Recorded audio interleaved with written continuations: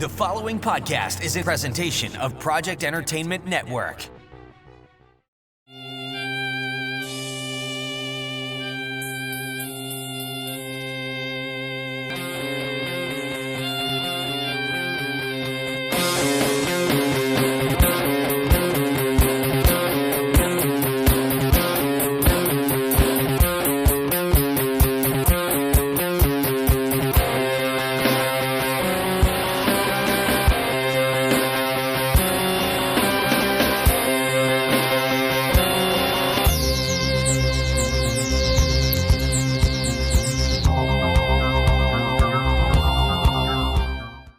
Welcome back to the Horror Academic, and this week we have a special guest.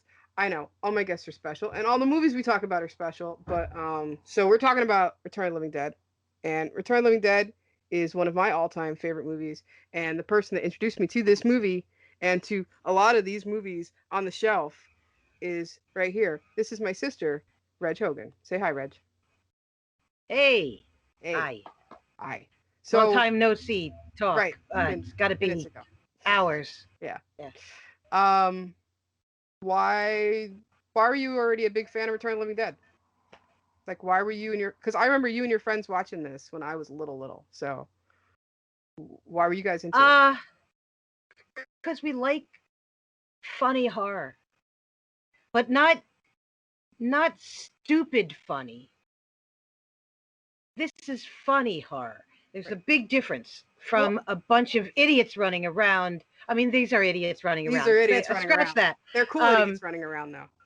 But they're trying to figure it out. They're not.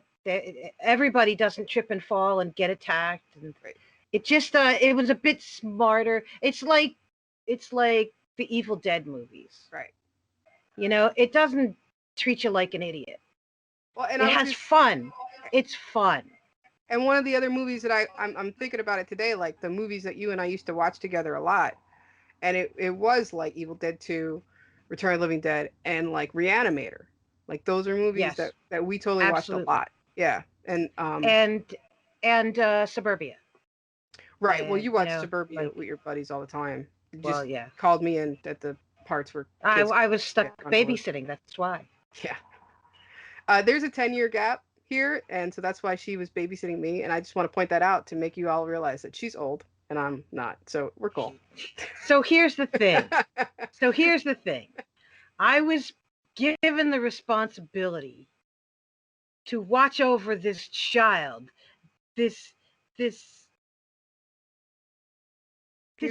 fresh, pink, healthy mind, and I felt compelled to fill it with as much crap as I could, you know, the culture that really mattered. Right. And as it turned out, I did pretty good, and I shaped your future. A lot of it. I mean, a lot of the music that you got into was because I was a punk. Mm-hmm. A punk that listened to Black Sabbath and Led Zeppelin, but yet I listened to the Damned and I listened to the Dead Boys. And I listened to hardcore, and I listened to like metal. So that all melanged into you. And the movies I love, all the classic Universal Studio stuff. All the stuff like you said, like Reanimator, Evil Deads, all the Living Deads. I think I showed you Night of the Living Dead when you were 4 years old. Heinously inappropriate, perhaps. Okay, so there's 2 times. But look what happened. Yeah. So there's 2 times you introduced me to Night of the Living Dead, which is part of my love of zombies. But yeah, there was the, hey Vic, come in the room, there's something, or hey Vicky, come in the room, there's something really cool, you gotta see. And I'd run in, and little baby Vic, and I'd be like, there's people eating bugs. And something would go, yeah. So yeah, there was that introduction to Night of the Living Dead. And then come on, if you had a little sister that was 10 years younger than you, you would have done exactly the same thing. Perhaps I'm a bit more of a practical joker than you are. Yeah. But I will say that made me fun. As I evolved on my own, I was as a teenager, or as a preteen even, I was way more of a science fiction kind of nerd. Like I was on the sci-fi side. I mean, and I'm also obsessed with that stuff as well. Right. I mean, you're wearing a Planet of the Apes t-shirt. I was a big Trekkie. We're both Trekkies. Huge treks. Yeah, Trek I mean, nerds. I was more on the And sci-fi that's side, and I, yes. I, I mean, I'm Doctor Who fan since I was a teenager. Yes. Um, I And was not, I'm a but Baker fan. right, and I like the years after, but I started with Tom Baker too, but See, kids want to do Peter their own thing, Davison, man. Peter Davison, man, the Fifth Doctor, he had all the cool, Oh, anyway. right. So, but what I was gonna Cool. say was, Cool. yes, Cool. Okay. celery. Go ahead. Anyway, Go. You're making a point. Are you making a point?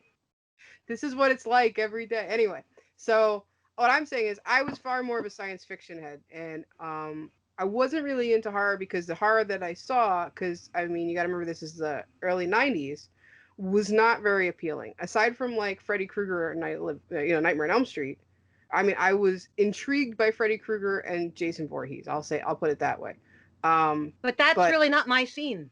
I wasn't really into it yet. I wasn't Yeah. into the idea of being scared. You lent me a videotape of Night of the Living Dead, and you're like, Yeah. "We'll try this," and I went, "Wow, horror can be serious too. It's not all dopey." So I latched into that. We started watching Dawn of the Dead a lot, and that led to Return of the Living Which is Dead. my favorite Living Dead movie. Yeah, you're Dawn more of of the a Dead. Dawn. I'm more of a Day. I like stuff, super bleak. You Ken want to have a little Forey, more. man. I know he's a cool Ken dude. Forey. Yeah, but He's a big cuddly bear. yeah. I dig him. I dig him. But the thing He's is, always been wonderful to us. yes, he's a great guy. Scott Reiniger too. Every time we saw Scott Reiniger, he was always Every great to time. us. Love it. We Flyboy, man. yeah, Come I on. love, but I think there's the serious side with the Romero stuff, and I really latched on hard to that, as all of you know, because I mean, you watch this show, you know Here that. you are. Yeah, but you gotta have fun too, and it's that fine line, like you were saying before. It can't be like dumb, stupid fun. Yeah, So we want it to I be still can't take smart. it. Yeah, it's got to still be smart when it's funny. Absolutely. And Absolutely. oddly enough, that's something that everybody was worried about with Return of the Living Dead. They didn't get that it was supposed to be funny. So it wasn't until the final film came out that people understood, hey, this is a funny movie on purpose. No kidding. You can do that and it can still be scary at times. And the the humor level reminds me of something more akin to, I mean, it's like a meeting in the middle of like what the Evil Deads were doing, but smart and funny, clever, kind of like the Clue kind right. of thriller puns. Which is my other massive love is I'm a thriller. I love suspense, and that's why I like the classic horror, because everything wasn't blatant and put in your face. You had to Right. use your imagination. Like yesterday I watched the original Wolfman. Which is one of the best Universal movies, because I That's think, almost a flawless film. yeah, on a technical Yeah. standpoint alone, Yeah. by the time they got to the Wolfman, they had it down pat. They knew exactly how to Yeah. tell that story visually. The Absolutely. soundtrack alone, that's the first film where you really hear layered soundtrack. It's amazing that you can have sound effects and voice and, some score music all at the same time. You don't do that in Yeah. Dracula and Frankenstein. They don't have that tech yet. So, yeah, Wolfman is a beautiful movie for so many reasons. But, okay, let's talk Return And of the the Living Dead. makeup. Oh, yeah, the makeup, of course, is Ugh. amazing. Yeah. And we're going to talk about makeup with this one, because there is some pretty amazing makeup in this film. Oh, Tarman. Come Oh, on yeah. now. So, but we'll get to that. Let's start at the beginning. The beginning of the Okay. story of Return of the Living Dead is the fact it is, in its own way, a direct sequel to Night of the Living Dead officially, right? Yes. Because I would believe so, yeah. there is this point in time where George Romero and John Russo, the two writers of Night of the Living Dead, come to an agreement that they can each spin off and make sequels, right? Of course, George makes Dawn, and at around the same time, Russo is already working with Striner and Rudy Ricci, who are all members of the original Image 10. Go back to episode 1 where I talk Night of the Living Dead if you don't know what Image 10 is, but that's the collective of people who made the original Night of the Living Dead. So three of the members. God bless them. They are God the bless saints. them. They're the saints of our world. They are They are my spirit animals. Yes. All 10. All 10 of them. Keep this in mind. You have Russo and Striner and Risi, because there's two Risi brothers, there's two Striner brothers, but Russ Striner, Rudy Risi, John Russo all say, well, let's make our movie. You know, George is making his movie, let's make ours. And they work together to come up with a story. There's a treatment that builds into a screenplay. They form their own company, which is called New American Films. And with New American, they're like, we're going to shop this out. And shopping a movie takes a long time. So long that I'll tell you that the novelization that Russo wrote of his script for Return of the Living Dead came out in 1979. So he had been working on this for a while. This movie comes out in 85. Yeah. This movie also has absolutely nothing left from that script. Yeah, pretty much. That's Yeah, Russo's script was about, and it's the story he wrote with the two of them. The idea is there is this cult-like belief system, because Night of the Living Dead was real, it happened, and so it starts off with this cult at a funeral.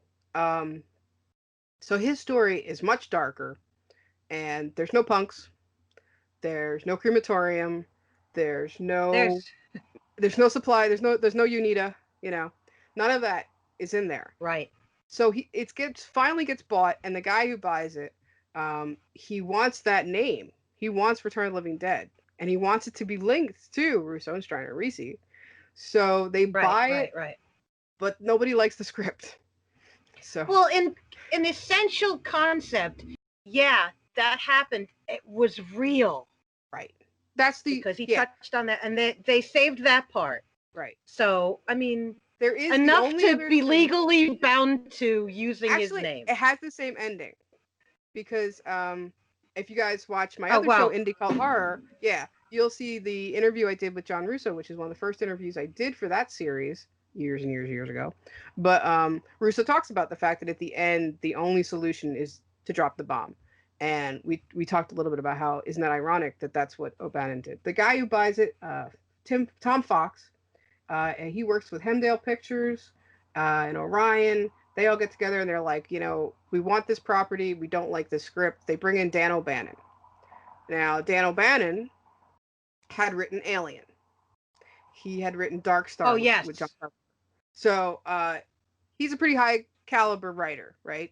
Dead and Buried, another great movie that he wrote. So they bring him in, and they get as a director Tobe Hooper.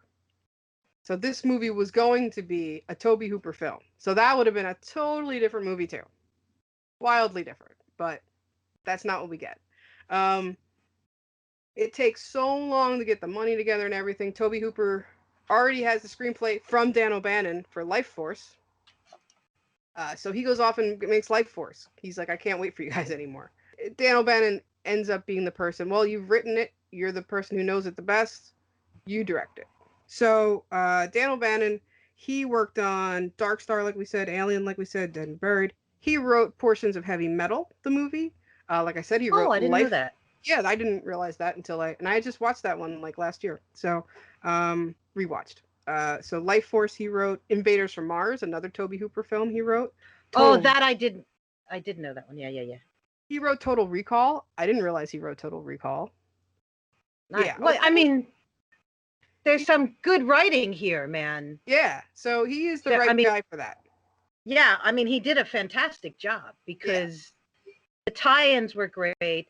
The multiple storylines that are going on, that how they all, you know, they come together nicely, but they're independent and can walk on their own, you know. Mm-hmm. I mean, and you think of it as two parallel stories. You know, you have the people at the warehouse and, you know, all the guys over here, and then you have the punks over here in the cemetery. But it's actually a 3-layered story because you also have that colonel that we see hinted at.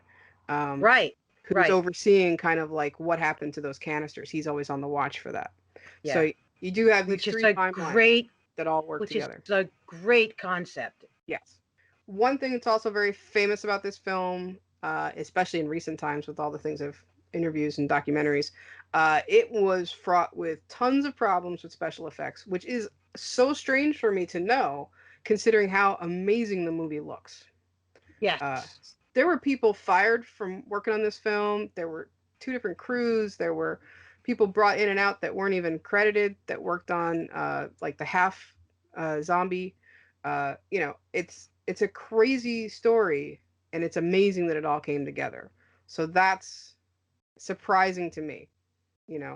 And there's some real unique Oh yeah. effects and like zombies.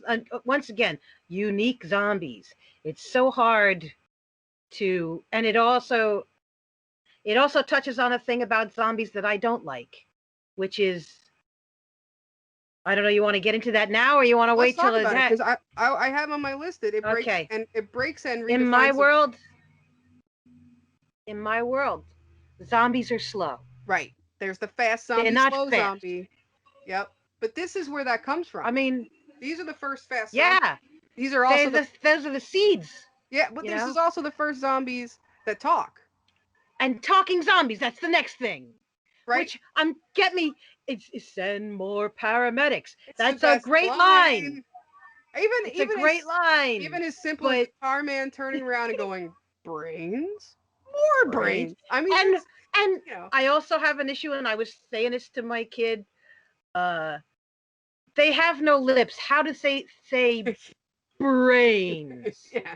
There's no lips. Well, I mean, if you go by Romero's rules, how could they run? You can't run if you don't have ligaments. They can't run. Right. You know, like you got to figure it's rigor mortis. Yeah. Tendons have tightened up like leather. They would break the minute you tried to even walk. Everything would snap from rot and dry rot. Right. Dry rot. So none of where Romero tried to like make sense. This story, I don't know if this is coming out. It could have come from Russo. We don't know. But O'Bannon's zombies don't particularly make sense. They all. But here's another thing that's debatable. They use tools, right? I mean, these zombies. When the punks first see the tar man, he had fashioned a pulley to open up. He's using a winch. Right. So like. What the hell? Again, I said Ty. That's craziness. Right. It shouldn't, you know. But I would go back to Night of the Living Dead. Everyone says Romero's zombies don't use tools. But Bill Heinzman. Why he picks up a rock first thing. A brick and smashes that window, right? So or a brick, I'm sorry. Yeah. And then at the end, George Romero himself is the zombie that picks up the chair leg and smashes stuff. So tools Romero allowed. A winch and a pulley system might be a little bit far-fetched. And using a walkie-talkie, the CB to call the Send more cops, you know, like send more cops. Oh, and then there's when all the more cops, like 5 or 6 cop cars come, and you got the guy flying them in, moving the traffic. Come on, let's go. And then everybody pounces on them as they get out of the car. I mean, it's all brilliant. I love that part. Comedy. Yeah. Or dramedy. I don't know what you want to call it, but come on. I mean, it's entertaining. Right. Far-fetched, but hey, the dead are walking. That's already far-fetched, right? Like, you know, you got to go with it sometimes. But I'm sold on that. I already bought into that. Right? But wait. The dead are walking. Let's go. The half zombie, the half corpse woman, which is probably the most brilliant. I love her. She's first off the most brilliant effect in the entire film. I mean, the Tar Man's amazing, but I love Tar Man's my favorite. I love her too. Both of them. Slinky. Yeah. Oh, I love it in the end. That just says it. Lock off, but Oh yeah. The half zombie actually having a conversation with Don Calfa's character. And giving the explanation as to why. Why do you eat brains? Right? Which leads me to my third point about what I don't like is that how can mere and rotted jaws and teeth that are, you know, brittle, how can they open up a skull and get to the brain? That does not seem sheer force capable. I don't know. But I mean, these zombies, you got to remember also these zombies, there's when the 2 kids try to run into the office to get to the phone, and that zombie smashes through the window and grabs at them. I mean, these guys have some force behind them, you know? Yeah, they Not do. your They typicals. Let's go back a little bit. Let's talk about some of the actors, because we talked about Dan O'Bannon and we talked a little bit about the VFX crew. Before we wait, we cannot forget to talk about the designer, William Stout.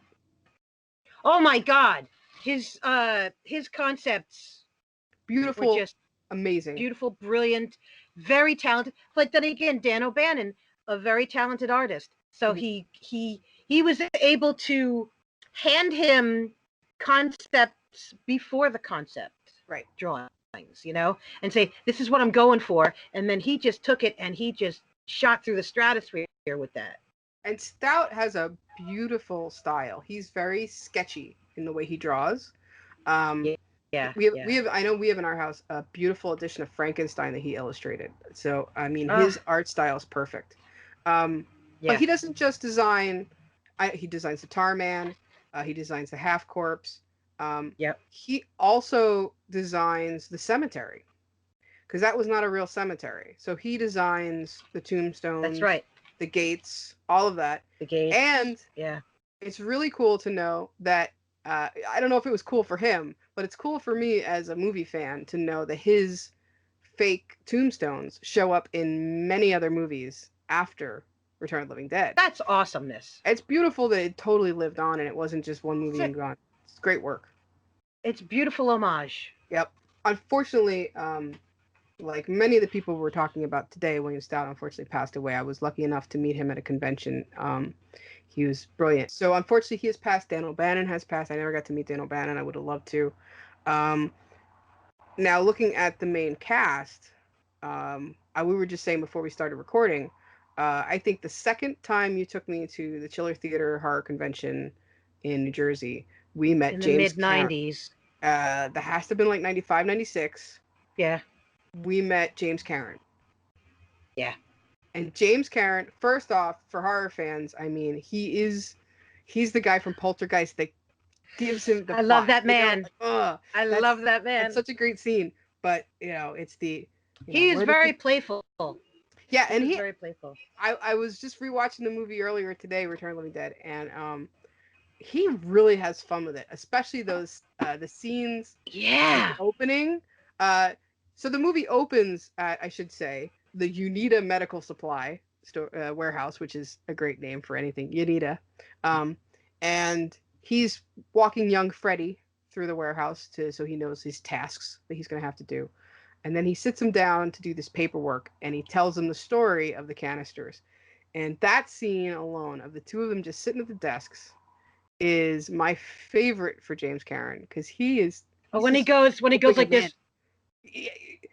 I love it. Do you want to see him? See what? The canisters are downstairs. With what? Dead people.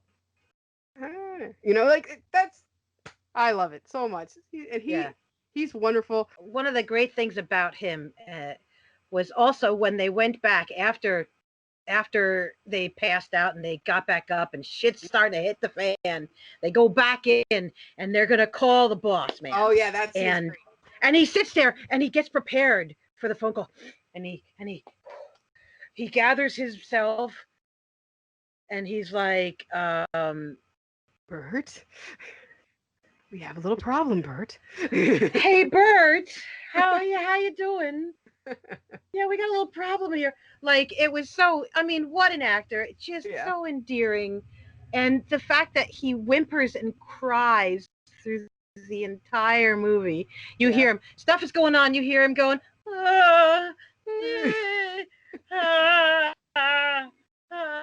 and I love when they first get up, before they go and call Bert, when they both first get up, him and Freddy, and he says, you stupid idiot. And he's like, stupid idiot, you like this job? Wait, what? That was just like such like the manager line, like, hey kid, I'm still your boss. I used to use that kind of line on you in a couple of different places. Yeah. We worked at a restaurant store, we worked at a video store. Yeah. She worked for me. I kept hiring her. I had the video store job first. I brought you in when it just didn't put that out there. Yes, but I was the manager. You came back and you were an underling. Sort of. Anyway, I want. And Well, same thing at the record store. I was always the boss. So. Well, yeah, you were the boss definitely there, because I shopped there for years before you hired. But I'm older. Yes. And wiser. I don't know about that. All right, wait. Before I lose my track on in James life Karen. and street, no. Okay, go ahead. James Karen. This by the is way, how all our conversations are. Yeah, I can't get away from her. Anyway, IMDb says he has 206 acting credits. Holy crap! Lots of TV. Well, he did tons of TV in the 70s. But I mean, all right. 80s. Well, let's look at it. He was in. All right, we said Poltergeist. He was also in Invaders from Mars, which came up already. He was in, of course, Return of the Living Dead Part 2. We can talk about that a little if we want to later. Frankenstein's Monster. He was in. Really? I had yes. David Lynch's Mulholland Drive. He was. He also did tons of Broadway. Yes, he did a lot of plays. Yeah. He was an apt pupil. Yeah, there's tons of stuff on here. He did a. His Broadway debut was A Streetcar Named Desire in like 1947. That's how far back he goes. Oh, and that's like epic. Wait, so was he in that with Kim Hunter? Huh. Stuff to look up. Okay. You know what? Maybe. Yeah, because didn't she originate the role in Streetcar? Okay. Wow. This is further information. Worlds colliding. Going all together. Worlds colliding. We just did 2 episodes on Planet of the Apes. It all comes together. All the good stuff. All right. So. And I'm still pissed that I wasn't involved in those. I had too much to say on Planet of the Apes. I didn't need any help. Well. Yeah. Anyway, we have Clu Gulager. Clu Gulager. Okay. Yes, that's right. 165 credits to Clu.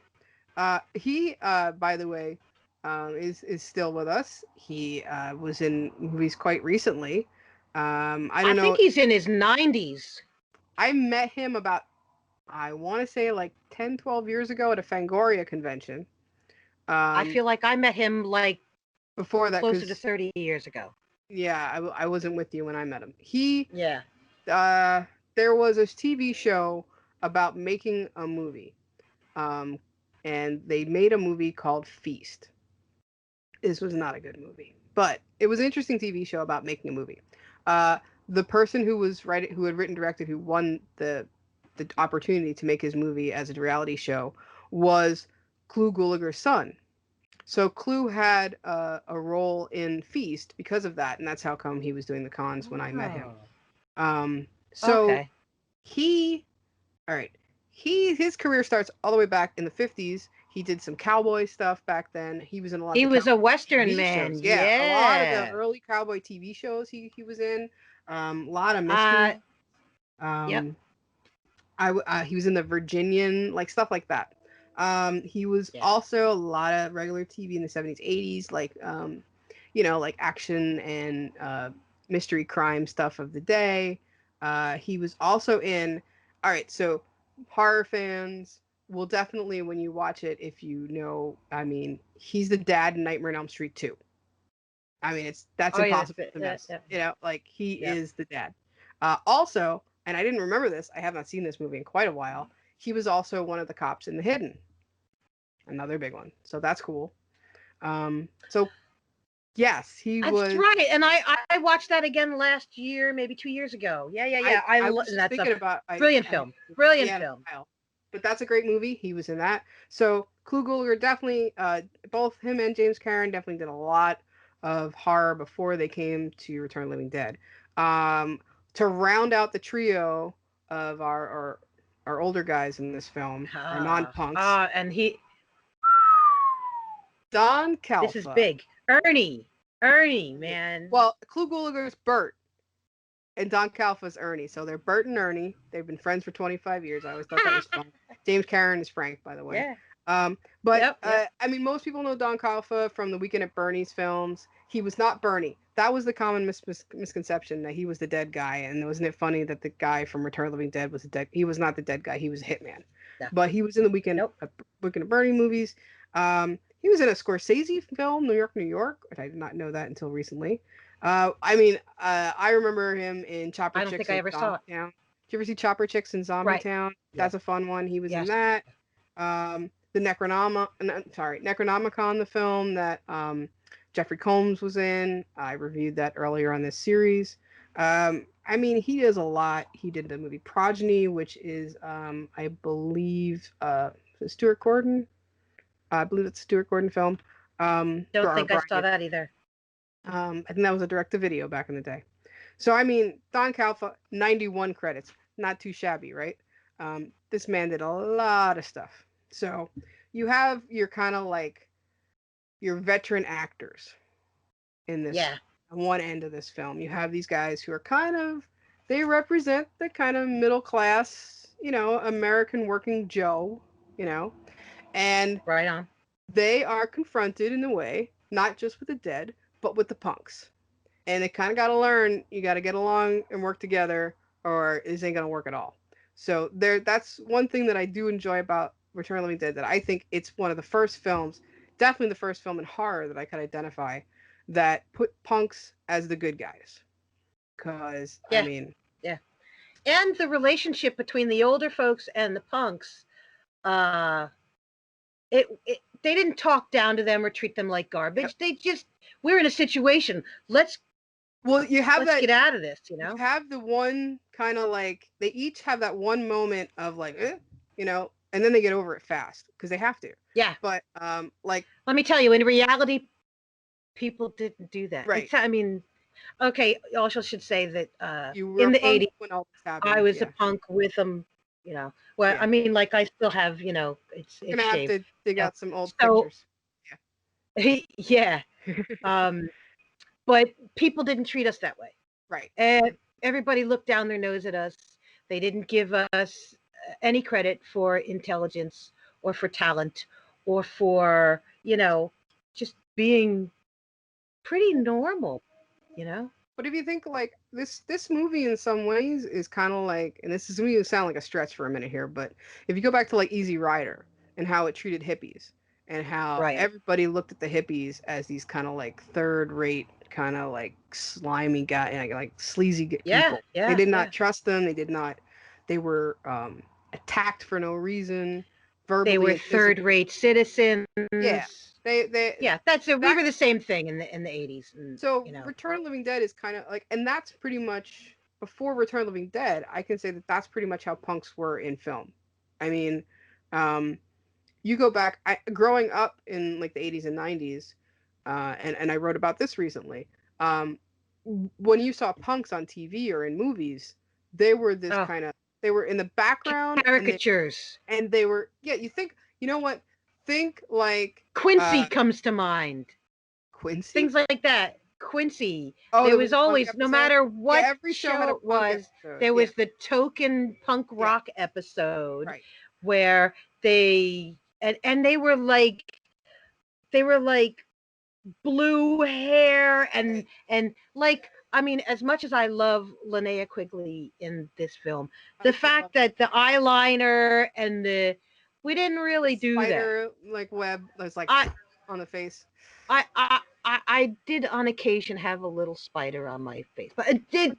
But the big grandiose stuff, that was very 1976, 77 Britain punk. Right. Everybody in American television looked like Jordan. They thought that was Sex Pistols. Safety Pins.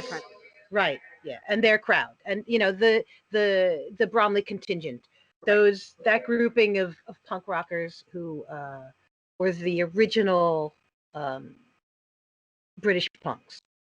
You would definitely get this kind of like, they were the bad thing in the room. They were the foil for the degenerates. Yeah. If there was a punk in a TV show for kids, the punk was always the kid who was the bad influence. The punk was the kid who was like selling drugs or doing some awful thing. And we were all evil. Right. We were all shoplifting. But they did that with hippies. Right, but that's what I'm saying. Hippies So in the it's how 60s watched Dragnet, and the yeah. hippies were always the drug dealers and Well, also, I they mean, were the fuck ups and the, you know. also think of it as like as you were saying, like how remember like Quincy and stuff like that. When I was a kid, there was always that Dungeons and Dragons episode of the show. Like I remember Greatest American Hero had an episode where there were kids who were taking Dungeons and Dragons too real, and some kid almost died, and blah blah blah. And you know, it's all that. It's all those things that were fringe outsider stuff was Yeah. fodder for American television. And Yes, absolutely. growing up with that, that was what you were supposed to think about the punks. Even in video games, punks were the bad guys. Punks were you had to beat up and side-scrolling shooters. But like, you know, But this movie does not treat and them then like that. like most of the Penelope Spheris stuff, Yes, she comes a she little gave later. us merit as well. Yeah, but Suburbia, man, we were all just trying to survive and be who we wanted to be and what we were, and she let that just be the story that we're just like everybody else. Yep. Well, we got some crap going on but we're dealing with it. And let's move on. What's going? Zombies this time? All right, bring it on. We'll kick their ass. Because I mean, Whatever. you can't have this movie and the kids not be punks.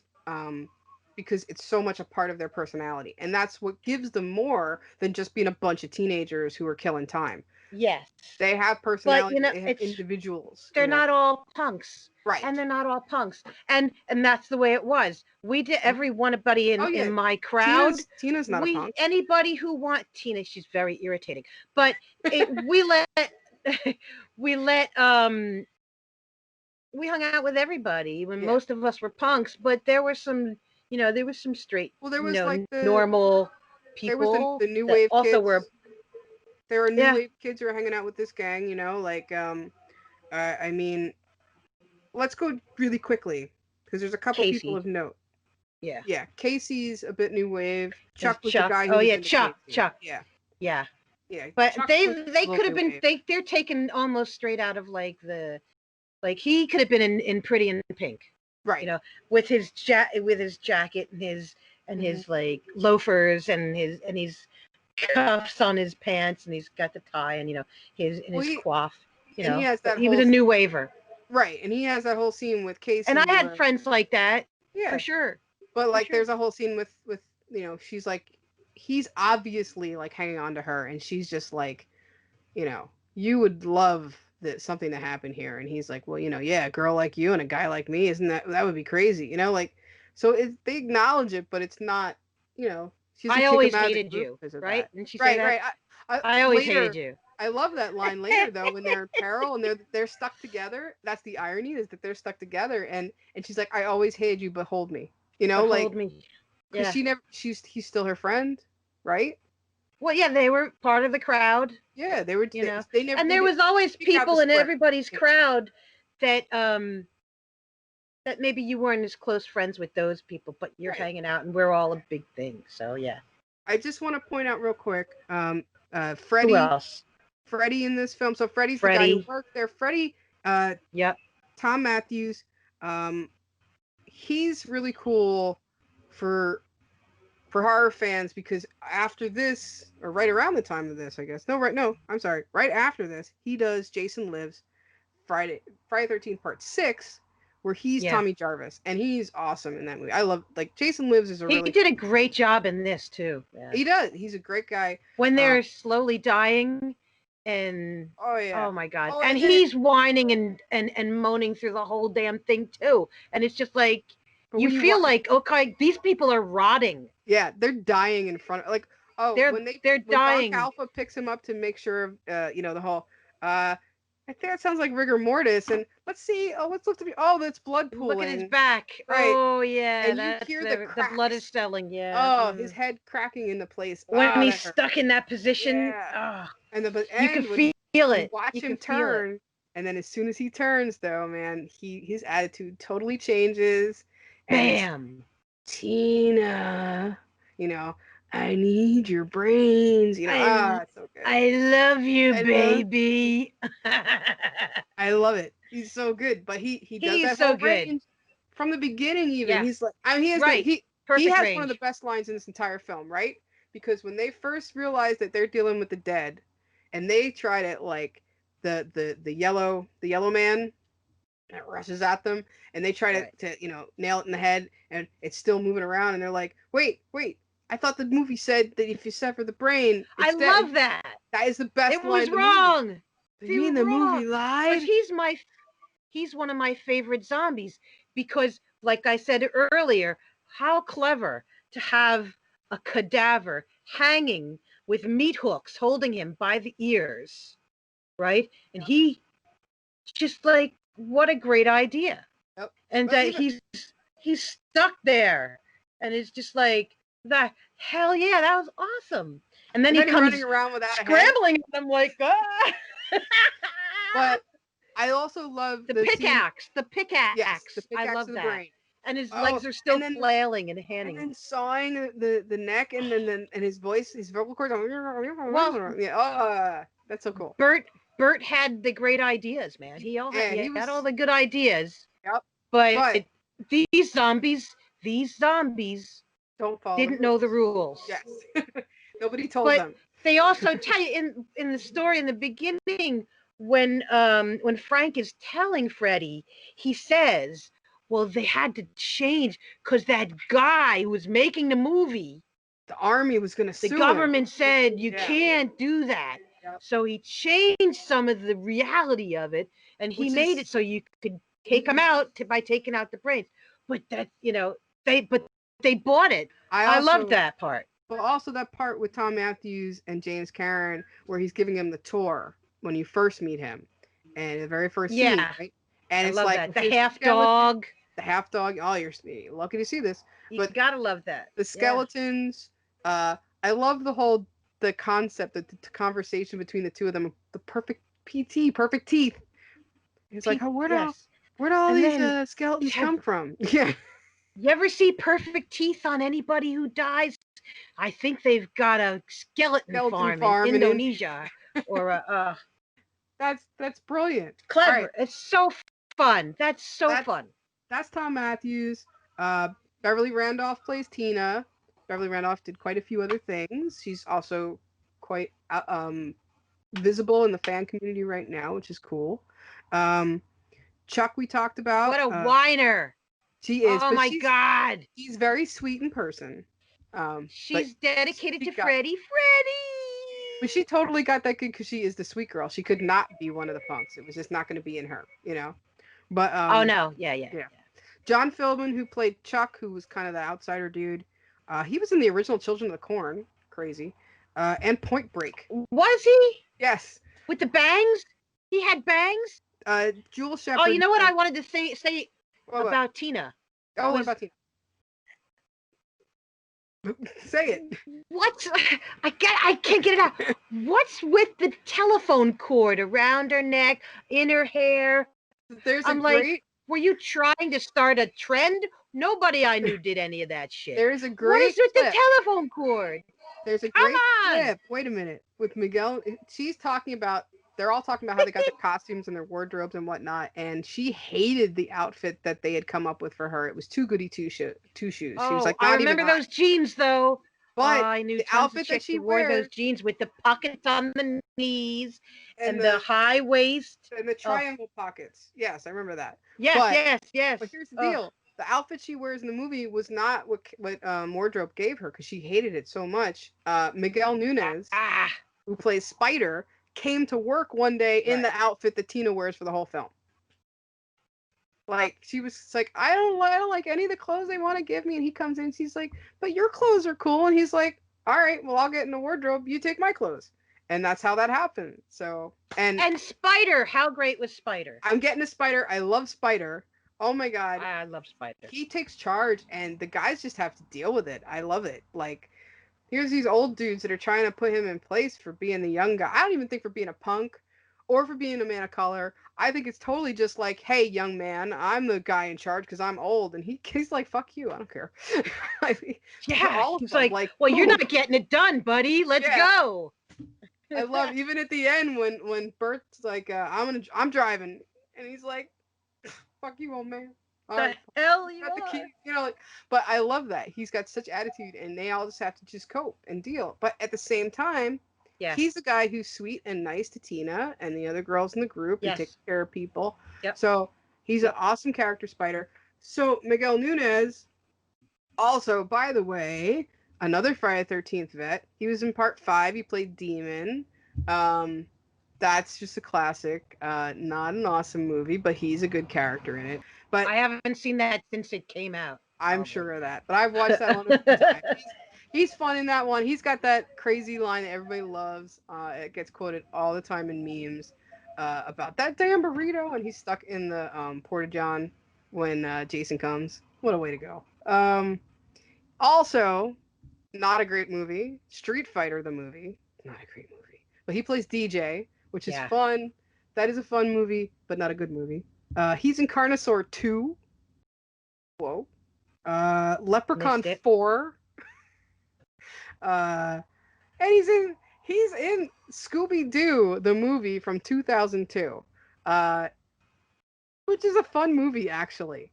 But I totally forgot that he's like one of the bad guys in that movie. So that was fun to look up. Oh. So he's been in a ton of movies. No, That's the I don't one. remember. Was it Zombies? I mean, I know the movie. That's the one with like Matthew Lillard. Because I have a kid, so yeah. I know that movie. Well, we bought it because Matthew Lillard's in it, and who else is in that? Buffy the Vampire Slayer's in that. Yeah, Buffy. Yeah. So I mean we have that movie, but it's also written by. You have to justify that. You feel compelled to justify that you own that. No. But it's cool because it's one of those movies where it's like that's written by the guy who went on to make Guardians of the Galaxy. Right on. So that's cool. But it's a fun movie. Hey, anyway. I'm a Scooby-Doo nut, so it's all right. He was now I gotta watch it again because I didn't realize that he was I was thinking the same. Like I gotta go find that on the shelf. Other people who were in this in the punks was Brian Peck, who plays Scuzz. He's the dude with the mohawk. He directed a film wrote and directed a film called The Willies. And he played key zombies in Return of the Living Dead 2 and 3, which is cool. I know he's like a behind the scenes guy. He does a lot of work in the film world, but not particularly in front of the camera anymore. So that's cool. Mark Venturini, who played Suicide, who unfortunately did pass away about the time that they were making many of the documentaries about the film. He was also in the same Friday the 13th Part 5 with Demon as Victor, who's a tough dude. He was in a movie called Nam Angels, where they send these kids, like teenage vigilantes, to go back to Nam to save POWs. That sounds like the most 80s concept I have ever heard in my life. It's like Rambo Kids. Well, let me tell you, man, we had to live through some rough movies.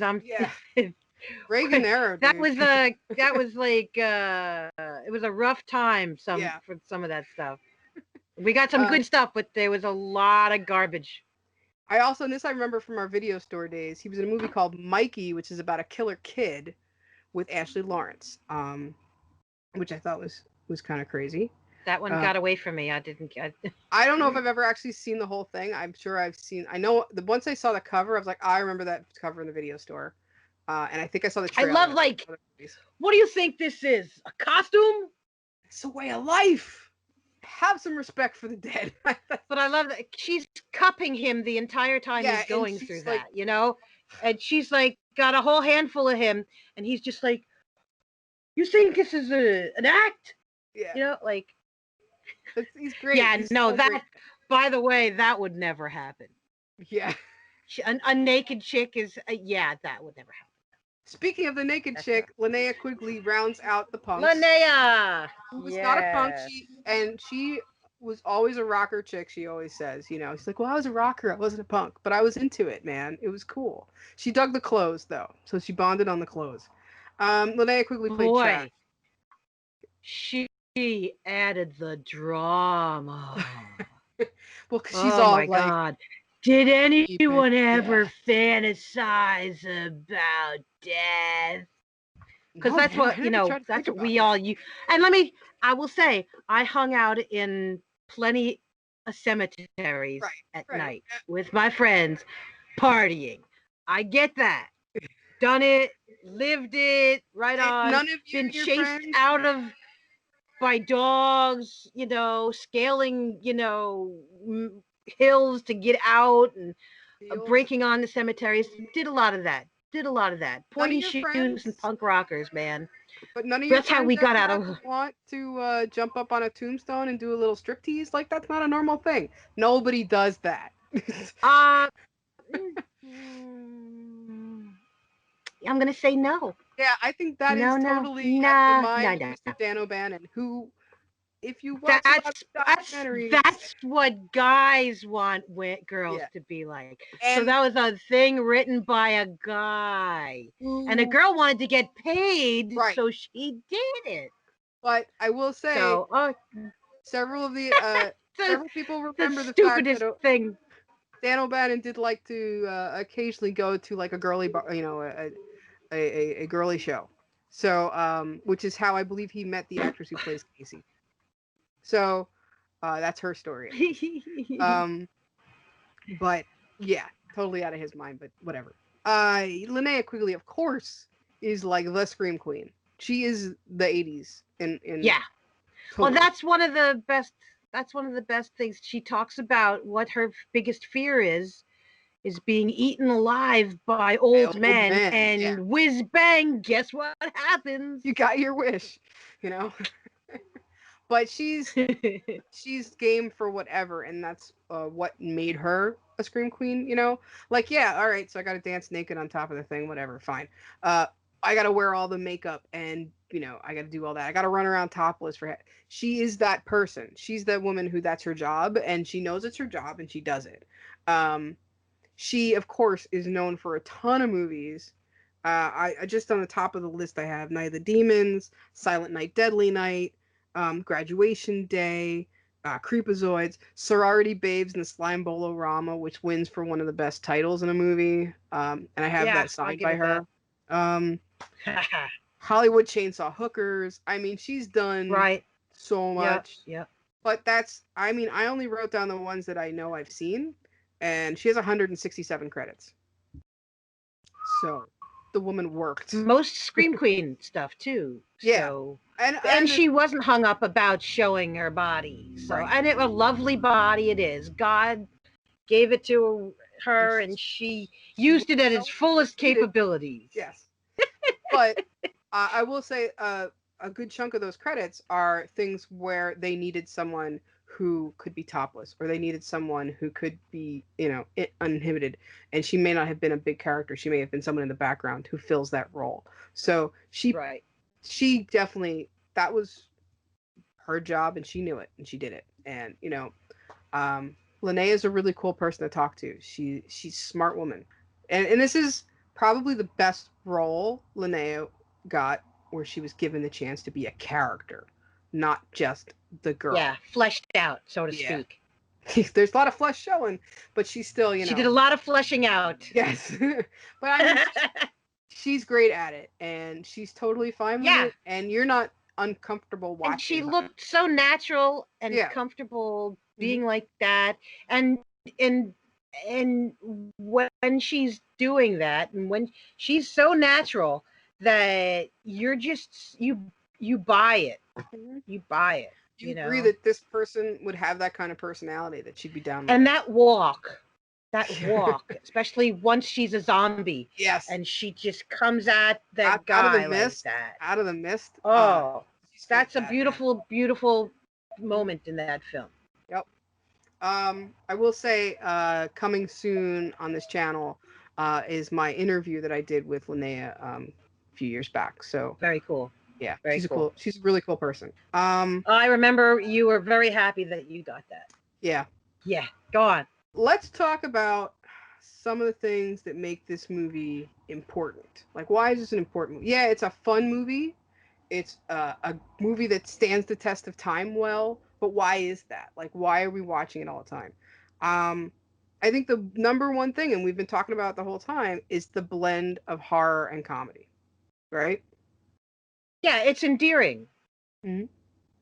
It really, and that's what makes it rewatchable over and over again. I have been watching that movie for 35 years. Yep. And every time I come back to it, I just recently rewatched it, so when we talk, it could be fresh in my mind. I just recently rewatched it, and I was like, oh man, and I kept calling my kid in.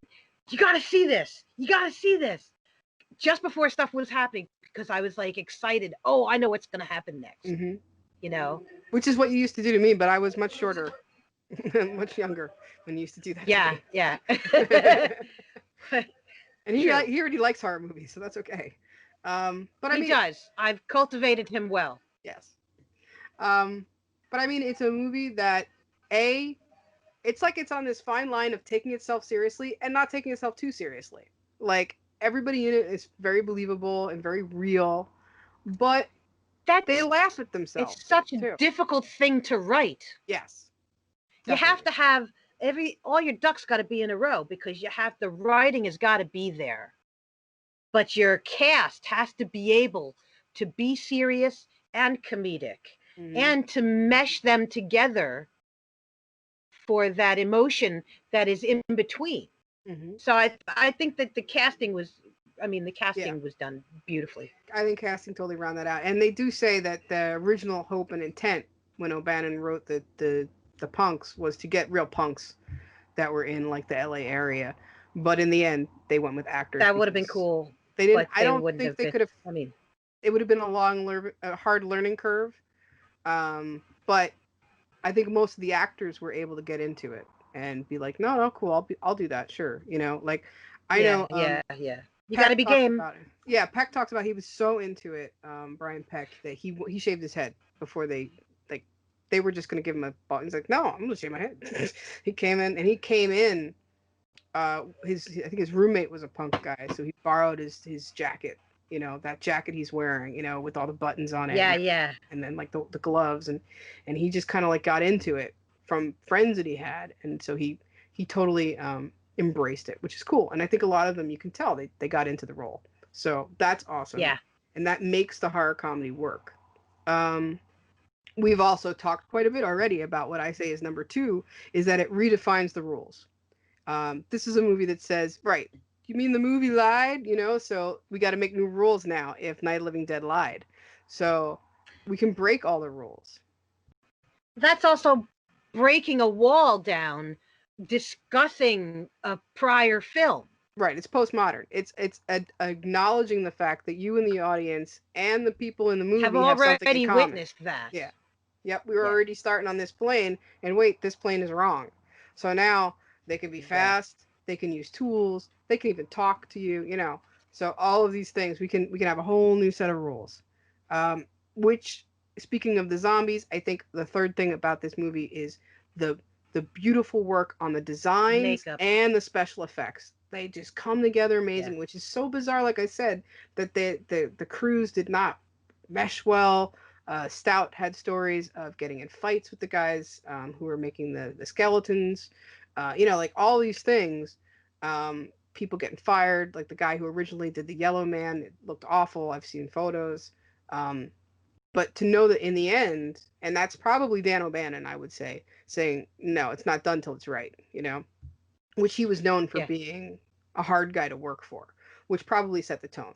But in the end, he was right, and he got what he needed, and it looks amazing, and it totally stands the test of time. Stands the test of time. Which you would not do with CG. It's totally practical effects, 100%, and it's why it stands the test of time. It's amazing. Beautiful work. But I think also that's a big factor there is from that generation of films, and that's almost leading towards the end of that generation, where it is practical. Those monsters, those zombies, that action is all really taking place, and those actors are reacting to something in front of them. What's really there. And I think that that's important. So this is 1985, right, with Return of the Living Dead, and you have to know that they were in direct competition, because even though it was the intent for this to come out around the time of Dawn of the Dead, it comes out the same summer as Day of the Dead. And if you want to talk special effects and go back to the episode I did on Day of the Dead, because I will tell you, makeup. Tom Savini's finest work, man. Beautiful work. Yeah. So real and visceral in front of you. So, 1985, man. There's 2 movies right there, and that's just zombies. And I think this is why most people who are horror fans, even the ones who weren't alive yet or old enough to remember these movies coming out, have this nostalgia for 80s cinema.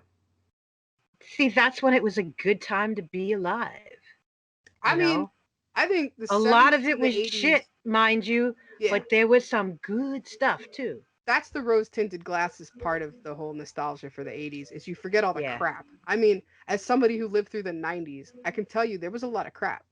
But there were some high points, you know? Like, you wouldn't have, if you didn't go through all that crap, you wouldn't get to movies like Scream, you know, that were like the one shining beacon, you know? But it was just a little bit more prolific in the 80s, and I think physical effects is a real big component of that. So, physical effects that are backed by the beautiful design work of William Stout.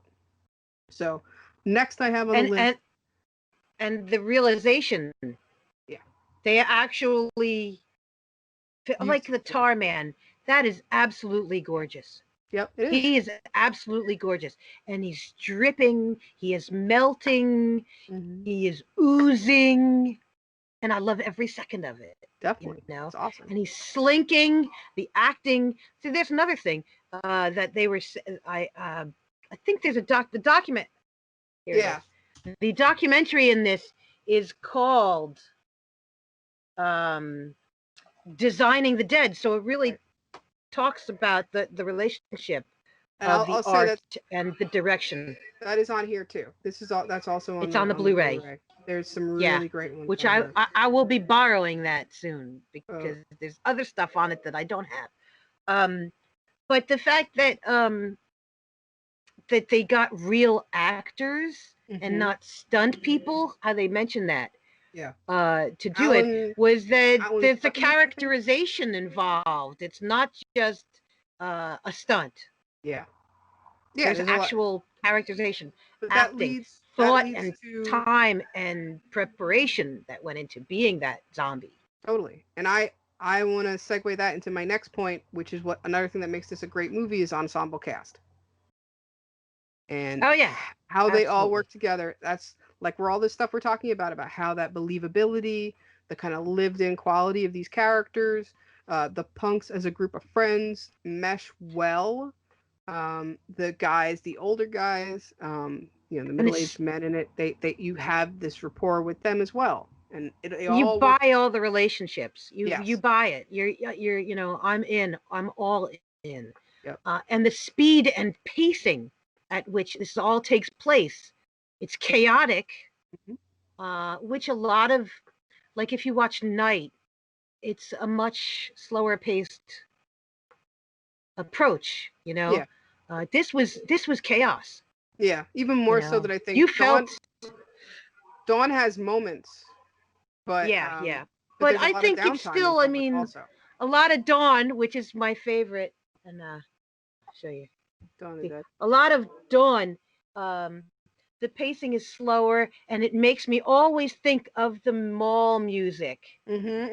That's how the whole film is paced. Dun, dun, dun, dun, dun, yeah.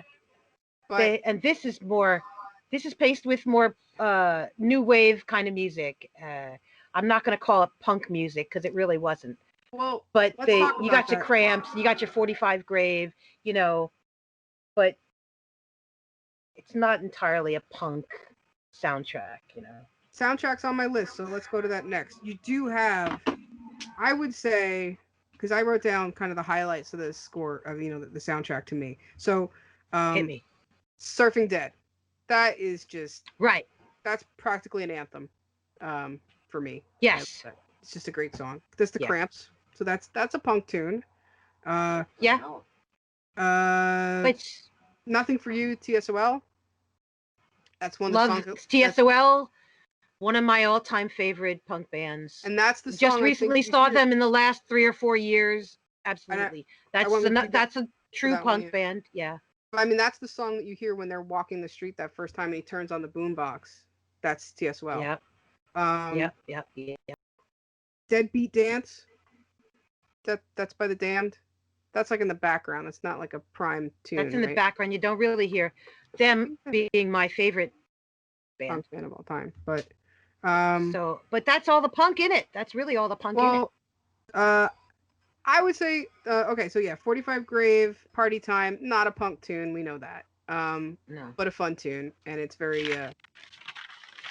the Take a Walk by the Tall Boys. That's the other one I was trying to think of. Right. Yeah. That's a punk tune. But it's all very poppy punk stuff. It's or like the Cramps. That's like psychobilly stuff. So, yeah. But it's it's all in that family. Yeah. What's funny is as I get older, I appreciate also the tunes that are totally not punk and their timing in it. Like I really love the scene where James Caron, once he's gone zombie and he's like, I'm just gonna take myself out, and he just realizes he's gone and he goes to the crematorium. Oh, Burn Baby Burn. Yes. That's such a great song for that. Cause and it tells that story, and it's slow and it's a ballad, and he's just plotting, and you're feeling the emotion that he's regretting, and he loves his wife. Right, he takes his ring off, he kisses it, put it on. Yeah. So I mean, those songs, even though the ones that aren't punk, are really well placed, right? Like they serve their purpose really well. I mean, come on, do you want to party? Right. I mean, that's the first thing that comes to mind when you think of the Return of the Living Dead is "Do you want to party?" And not particularly a punk rock song. No, but it even replays in the at the end during the credits, because it's like they know that's their hook, that tune, and that's the hook. Yeah, indeed. So yeah, soundtrack was on the list. We talked before about, I think it's also important that punks were the good guys. Punks were not, the bad. Because we really were. Just like everybody else, there were good punks, there were bad punks. Yeah. So, but that's important, that this film really kind of made it okay for a generation to look at punks in a movie and be like, no, there's nothing strange here. And I think the last thing I have on my list of what makes this movie important is this is totally Dan O'Bannon's vision in the end. It is not it kind of separates itself from this idea of having to be something else. He molds this movie into something that's special and different. And I don't think we would have gotten that from anybody else. And when you look at the other movies that he wrote, but also the fact that he got to direct this film, you totally get to see his brain working here, and I think that's what makes this movie different and amazing. It's different from any other zombie film. It's even different from the other films in this series of movies, right? I mean, Return of the Living Dead 2 and 3. 2 was like a pale imitation of this one. I know there's people out there who love part 2, but I remember thinking part 2 was, let's just make this movie without the punks in it. And then it's like, okay, so now it's just a movie where it's a kid instead of punks. Okay, so whatever. It's like Goonies, but with zombies. Didn't particularly feel original. Part 3 was different, but it doesn't feel the same. It kind of felt like other movies that were coming out in the late 90s when part 3 came out, or mid 90s. I can't think of any other horror film or zombie film that has this feel, this emotion, this ability to be so many things and do it well. So I totally give that credit to Dan O'Bannon in the end. I agree. Yeah. The bizarre. It's really it's the whole package. Yeah. And that's why I think we still love it. So, I mean, I think overall, the best thing about this movie is that it is a fun time. And it's always going to be a fun movie to throw on. And I watch this movie all the time, right? I want to go through real quick. You probably have it someplace in your home, but you don't remember where. Like we said, we both worked at a video store, so you probably have the video from the store. I have the VHS. Yeah. I have the VHS probably once or twice or 3 times over. Yeah. I own a few copies of it on DVD as well. This is the one that was surfaced. And I probably do actually own the Laserdisc, even though I don't have a Laserdisc player. I do have a collection of Laserdiscs. I did have to You search got a bit. you got me into that. See, there's something you did for me. Is I collect it because of the artwork. Yeah, and that's why I mean, I love the fact that they're nice. It's like getting a record album versus getting, a CD. If I want to Yeah. get something signed, Yep. I love having my movies signed this way. You guys know that from watching the show. Um, and like we were saying before, the set. This gives you a nice big palette for that. Yeah, I mean, just looking at this right here, I have Don Calfa on here. Here's Linnea Quigley. Um, we have Clu Gulager on top. Beverly Randolph. Like Tom Matthews and Miguel Nunes. So I have quite a few of the people who make up this movie for me. On my wonderful this Laserdisc, by the way, is a straight movie only edition. I don't even think it has a trailer. So, but it was worth it because it was the only version I could find. I don't believe there was a special edition back then. The MGM DVD that we both have here. If you're a DVD person, this is a great edition. It has lots of cool Absolutely. And it special looks features. good too. Yep. I mean, the Yep. special on William Stout is amazing. The making of kind of with him is really great. The commentary, this one I do remember this was a good commentary. I highly recommend if you're a fan like we are, More Brains. This great documentary. The definitive Return of the Living Dead documentary. They talk to everybody that you could think of. I have not seen it. This is excellent. I have This is I'll be borrowing that as well. There you go. But it's really great. Before we wrap it up, I want to just say that aside from the two quotes that I think of initially, whether they're my favorites or not, is not real. But the two quotes, of course, is "I just want to party," which is Casey, right? Yeah. I just want to party over and over and over again. She was the party girl. Nobody ever said that. And I did more than my share of partying, and that for another 10 humans. Yeah. But as you well remember, while I was babysitting you. Yes. And then the other one was, and tell me who said this, you'll know immediately. Oh, fudge! Tina! I'm telling you, people didn't talk like this in the 80s. Nobody I must like that say that.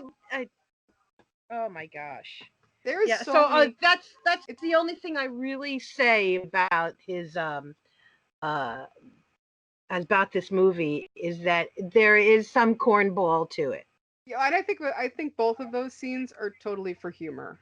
Yeah, yeah. They're all hanging out waiting, and she's like, "Oh fudge, I was supposed to be there already," And I love also how she checks her watch, and my watch stopped, and then she asks Spider, and Spider's like, "Oh yeah," and he pulls a pocket watch out, and then he smacks it with a stick a couple times. I love that. Spider's classy. He's the class in this, man. Oh yeah, totally, man. He's the class in this. So my recommendation, if you're going to go out and buy this on Blu-ray, you got to get the collector's edition. Like most good movies from the 80s, this is a Shout Factory, Scream Factory edition. You got all your cool extras. The extras on here that are brand new compared to the DVD there's some new commentary tracks, right? New 2K scan, whatever. The Effects of the Living Dead, this is where you get like the true story on some of that stuff. Also in More Brains, by the way, some great stories about that. But this also had the party time, the music of Return of the Living Dead. And that's a cool documentary on its own that just explains how all the music rights came to be and what they decided on and how that happened. So that was very cool. There's also, and if you're a Scream Factory collector, I like the Horror Hollowed Ground specials by Sean Clark on here. You can see that a lot of these locations don't exist anymore, but what is he goes to and checks out. So highly recommend. Everybody should own this. If you like horror movies, I don't know why you don't have this. You should have this. Just buy this. You need it. If it's from Unita, you need it. I think it's fair to say that we're both telling you that if you have not watched Return of the Living Dead, probably you wouldn't have watched this episode because we ruined a hell of a lot of it. But you should still watch it. It's a great movie. It's a movie that I there's new things I see in it all the time. There's things that I forget, and when they happen, it's like, oh yeah, I love that part. It's just one of those movies that you can watch over and over and over again. And I know because we have, and we do, and we did. Yes. And I have to say, was it Channel 11 or Channel 9 when I was growing 11. up? 11. It was on all the Yeah. time. It was like a Saturday afternoon movie. And Yeah. It was much shorter because all of half of Linnea Quigley was gone. But we come down to it as my corrupting you as a child turned out to be pretty much what shaped you in the long run. So I will take that as the last laugh. You're a drummer in many bands. Do you want to put anything out there, or it's up to you? Well, I'm currently in 2 bands. One is called 19 Dirt. That's 19DRT Dirt.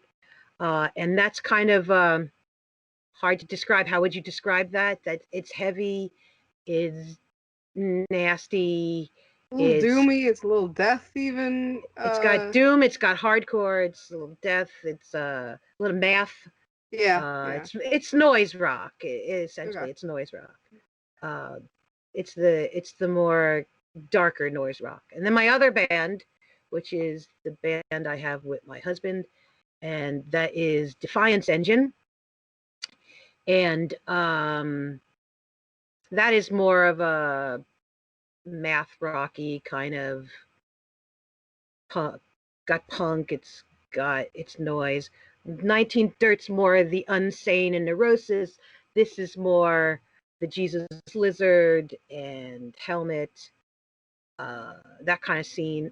But I'm actually, what I was known for was being in a band called Daisy Cutter back in the 90s, and we put out some records, and we did a lot of stuff. We played a lot with a lot of great bands.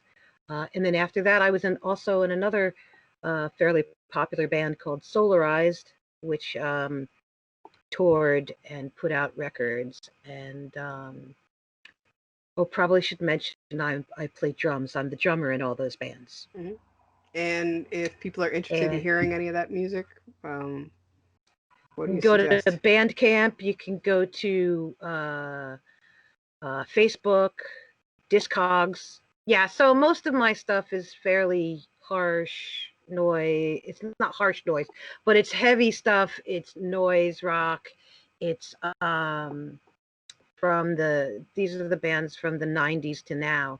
And Solarized was a stoner rock band. I thank you all for hanging out with us tonight. This is like a normal conversation for us. Would have just happened if I hadn't pressed record, probably.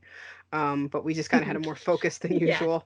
Yeah. Usually it would jump around to like 500 different TV shows and movies in the span of this time. So you guys got the streamlined version. So thanks, Reg. We actually had focus. I gave her like homework. Like, we're going to talk about this movie only. And we did the best we could to stick to just that movie. It's it was kind of difficult not to, splinter off and spider web off into the other. We touched, but it was all related. It was all, we kept it pertinent information. I have to say, I'm glad and honored to make an appearance on one of your podcasts, and I watch them and I love them, and I hope to be back anytime I can interject my opinion onto something, like, hot diggity damn, I'm there,